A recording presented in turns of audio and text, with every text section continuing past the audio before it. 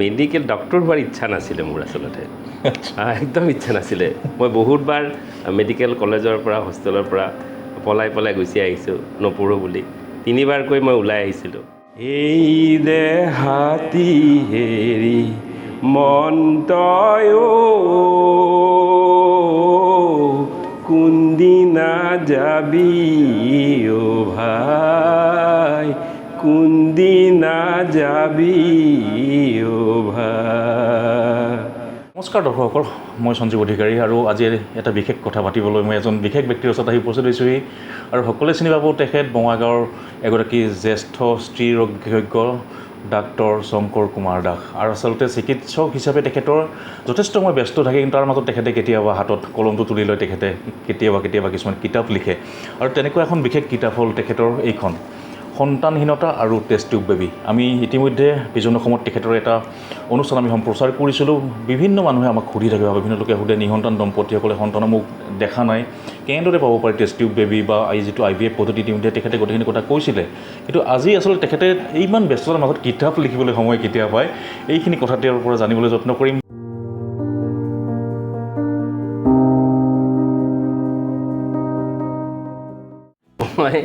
মই টিহু হাইস্কুলত পঢ়িছিলোঁ, অসমীয়া মাধ্যমত পঢ়া ষ্টুডেণ্ট আছিলোঁ। 1979ত মই মেট্ৰিক পাছ কৰিছিলোঁ, গতিকে পঢ়া শুনাত ভাল বুলিয়েই কয় মানুহে আৰু সেই সূত্ৰে মই চিটো পাইছিলোঁ, পাছত মেডিকেলতো চিট পালোঁ। কিন্তু মেডিকেল ডক্টৰ হোৱাৰ ইচ্ছা নাছিলে মোৰ আচলতে একদম ইচ্ছা নাছিলে। মই বহুতবাৰ মেডিকেল কলেজৰ পৰা হোষ্টেলৰ পৰা পলাই গুচি আহিছোঁ নপঢ়ো বুলি তিনিবাৰকৈ মই ওলাই আহিছিলোঁ। কিন্তু মা দেউতাৰ মানে কি ইচ্ছা, মোৰ ডাঙৰ দাদাও নপঢ়িলে, সিও পাইছিলে চিট আৰু মামা দুটাও পাইছিলে, সিহঁতে নপঢ়িলে। তাৰপিছত মোৰ পালা হ'ল।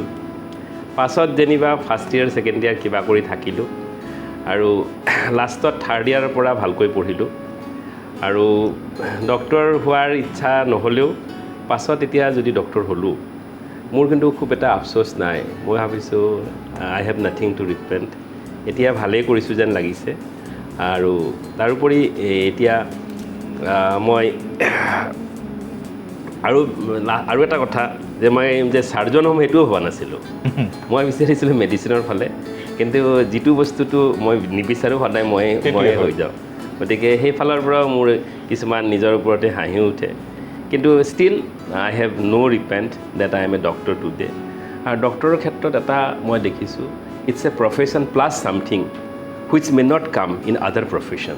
সেই ছামথিং মানে কি, যিটো মানে কি এই যে মানুহৰ লগত ডাইৰেক্ট টু ডাইৰেক্ট কণ্টেক্ট হয়। এতিয়া মই SP DC হ'লেও মানুহে সাধাৰণতে মোক সমীহ বা ভয় কৰিলেহেঁতেন মানে ফৰ দি পোষ্ট। কিন্তু মই এটা সাধাৰণ ডাক্তৰ হয়, গতিকে মোৰ তাত চবেই আহিব পাৰে, মোক গালি পাৰিও যাব পাৰে, এষাৰ মৰমৰ মাতো দি যাব পাৰে। গতিকে এইটোকে মই মোৰ এডভান্টেজ বুলিও, আই এম এক্সেচিবল। শিক্ষক নহ'লে মই শিক্ষক হ'লোহেঁতেন। আচলতে প্ৰমাণ কিতাপবোৰ আপুনি ইমান ব্যস্ত হৈ থাকে, ব্যস্ততাৰ মাজত কিতাপ লিখিব সময় কেতিয়া পায়? কিতাপ মানে কি, সময় হ'ল এনেকুৱা এটা বস্তু, মই যদি যিটো বস্তু মোৰ মনেৰে অন্তৰেৰে ইম্পৰ্টেণ্ট বুলি ভাবোঁ, চামহাও আই উইল টেক টাইম ডেফিনেটলি। কিবা কাৰণে কিবা এটা, এই দুটা পেচেণ্টৰ মাজতো যাই পেলাই অকণমান কিবা এটা ভাবিলোঁ, বা যদি কিবা এটা গানৰো ইচ্ছা থাকে মই গানৰো কথা ভাবিব পাৰোঁ, বা কিবা এটা ইনষ্ট্ৰুমেণ্ট যদি বজাবৰ ইচ্ছা আছে ইনষ্ট্ৰুমেণ্টো বজাব পাৰোঁ। গতিকে ইম্পৰ্টেণ্ট কামৰ কাৰণে মই ভাবোঁ সময়ৰ অভাৱ নহয়। If you think really it's important from your heart. গান গায় নেকি ছাৰ? সৰু সুৰা বজোৱাৰ ক্ষেত্ৰত অকণমান চকণ দুটা বজাওঁ মই। তেতিয়াহ'লে লোকগীতো গাই চাগে? সৰু সুৰা শুনিব পাৰিম গীতে যদি সময় হয়। এই দেহাতি হেৰি মন তই কোনদিনা যাবি অ ভাই কোনদিনা যাবি অ ভাই। আয়ু বেলি শেষ হ'ল ভাবি চোৱা নাই কোনদিনা যাবি অ ভাই কোনদিনা যাবি অ ভাই।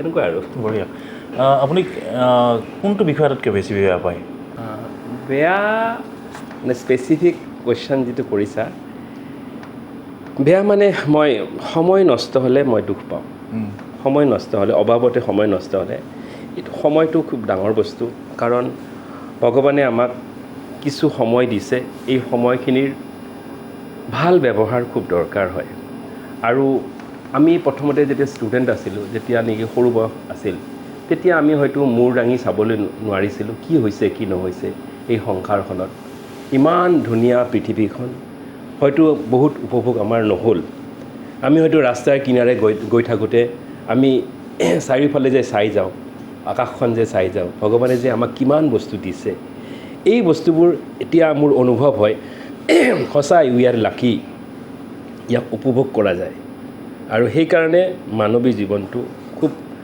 মূল্যৱান সেইদৰে প্ৰত্যেকটো জীৱ জন্তুৰ জীৱন যেতিয়া চাওঁ তাহাঁতৰ জীৱনতো মানে কি অনুধাৱন কৰিব মন যায় এটা মেকুৰীয়ে হওক গৰুৱেই হওক কুকুৰ এটাই হওক মই কেতিয়াবা চাওঁ সিহঁতেওতো জীৱন ধাৰণ কৰিছে সিহঁতৰো জীৱনত কি মাদকতা আছে নাজানো কিন্তু দে আৰ অলছ' লিভিং লাইফ হা এই যে অনুভৱবোৰ হয় এই অনুভৱবোৰে ভিতৰৰ মানুহটোক মানে কি পবিত্ৰ কৰে বুলি মই ভাবোঁ নিজে পবিত্ৰ কৰে আৰু মানুহৰতো দুখ কষ্ট আছেই ষ্ট্ৰাগল আছেই সেইকাৰণে দুখ কষ্ট ষ্ট্ৰাগল থকা বাবেই হতাশ হোৱাটো মই ভাবোঁ ই ভাল নহয় আৰু ভগৱানৰ এটা প্লেন আছে মই ভাবোঁ মই ভগৱান বিশ্বাসী যদিও মই বিজ্ঞানৰ ছাত্ৰ মই ভগৱান বিশ্বাস কৰোঁ এটা ছুপাৰ পাৱাৰ এটা আছে সেই ছুপাৰ পাৱাৰে আমাক কণ্ট্ৰল কৰিছে আৰু যিমানেই আমাৰ শিক্ষা নহওক আমি ৰুট কাৰণটো জনা নাই কোনো ধৰ্ম গ্ৰন্থই ক'ব পৰা হোৱা নাই এই ৰহস্য ভেদ কৰিব পৰা নাই হয়তো কিবা কিবি ব্যাখ্যা দিব পাৰে কিন্তু আচল যিটো ৰহস্য জীৱনৰ ৰহস্য এতিয়ালৈকে দিব পৰা নাই দুটা কোষে মিলি কেনেকৈ এটা ভ্ৰূণ হয় যদিও আমি কৰোঁ তাতো আমাৰ মানে কি নলেজৰ কম আছে গতিকে যেতিয়া মই অপাৰেশ্যন কৰোঁ যেতিয়া মই চিজাৰিন কৰি পেটটো কাটোঁ তেতিয়া মই কেতিয়াবা ভাবোঁ ভগৱানৰ সৃষ্টি মাই গডনেছ কেনেকৈ শিশুটো উৎপন্ন হৈছে কেনেকৈ আমি আকৌ চিলাই দি আকৌ হেৰি কৰিছে আৰু আমি কিছু জ্ঞান আহৰণ কৰিছোঁ নিশ্চয় আমি সূতাডাল যে আৱিষ্কাৰ কৰিছোঁ যে এই সূতাডাল তেতিয়ালৈকে নাছিলে যেতিয়া মমতাজৰ যেতিয়া ডেলিভাৰী হৈছিলে শ্বাহজাহানে এটা ৱৰ্ল্ড ৱণ্ডাৰ বনালে তেতিয়া যে ডিছপেৰিটি অসমতা শ্বাহজাহানে ৱৰ্ল্ডৰ ৱণ্ডাৰ এটা বনালে তাজমহল তেতিয়া কিন্তু সেই চিজাৰিন কৰিবলৈ যিটো মানে চিলাই কৰিবলৈ সূতাডালৰ আৱিষ্কাৰ হোৱা নাছিল তেতিয়া গতিকে এফালে নলেজ বেছি এফালে একদম নলেজ শূন্য এই যে ডিছপেৰিটি এই ছায়েন্সৰ ফিল্ডখনত কেতিয়াবা এইটো অনুভৱ কৰোঁ আৰু শেষত তুমি যিহেতুকে মোক কৈছা যে মই এই লিখা পঢ়া আচলতে প্ৰত্যেকজন মানুহেই বাই হাৰ্ট দে আৰ কবি পয়েট সাহিত্যিক কিছুমানে লিখে কিছুমানে নিলিখে কেতিয়াবা মানে মন যায় নেকি যে মই বহুত দীৰ্ঘ সময়ৰ কাৰণে মই ৰেষ্ট লৈ এইবিলাক কামত নাথাকোঁ আৰু মানে নকৰোঁ তেনেকুৱা কেতিয়াবা মন যায় নেকি ছাৰ ডক্টৰৰ কথাটো মই যে ক'লোঁ it's a profession plus something এই ছামথিঙৰ ভিতৰতে সোমাই গৈছে আমি আচলতে